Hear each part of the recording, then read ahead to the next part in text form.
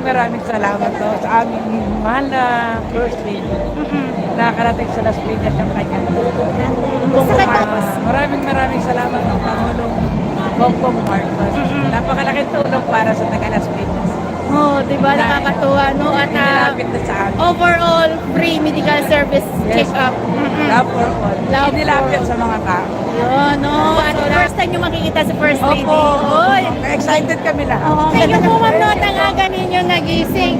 Opo, sa inyo, ma'am, ano po ang ipapacheck up nila, ma'am? Magpapalab. Magpapalab. For all talaga, no? Kaya, Matanda na eh. matanda na. Ilan taon na po ba kayo, ma'am? 69. 69. Oh, so, minsan nyo po, ma'am, sa ating First Lady, may programang ganito po para sa inyo. Mas nagpapasalamat po kami.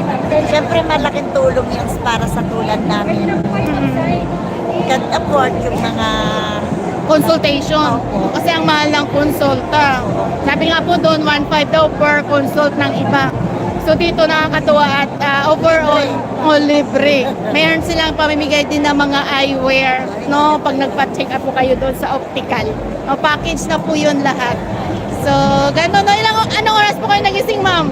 Nako, alas 2 pa lang. Alas 2, grabe. Excited? Wow, diba? So, ganun talaga, no? Pag ganito, wag na po natin sayangin yung ano natin, pagkakataon na po natin ito. So, ay ma'am, good morning. So, ano po ipapacheck up nila, ma'am?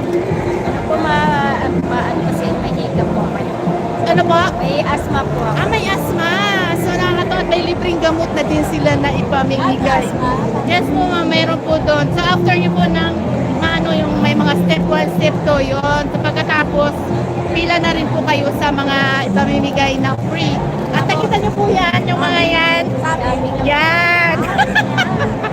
Diba? So, ano, minsan nyo po, ma'am, sa ating First Lady at sa mahal na Pangulong Bongbong Marcos dahil binigyan po kayo ng service medical na free.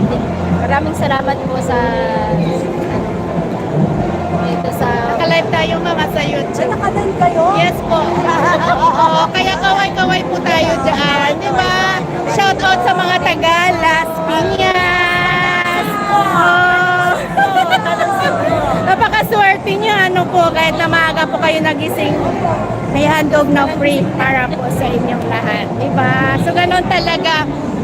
Kaya dapat talaga wag sayangin yung pagkakataon na binigay ng pamahalaan dahil sila na po mismo ang lumapit sa inyo.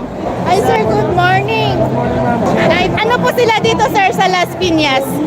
Isang department head po ng urban po. Okay.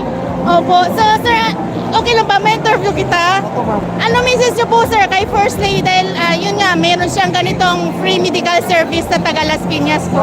Malaking bagay po sa taga, una-una maraming salamat po sa First Lady sa kanyang programa ngayon dahil maraming taga Las Piñas ang nakikinabang lalo na sa aspeto ng medical at sa iba pang services. Wow. Yun lang,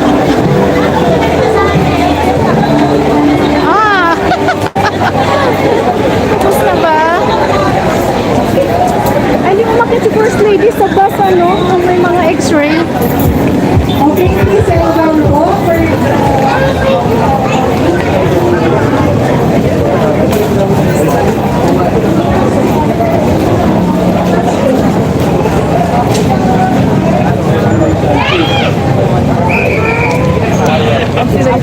ma'am.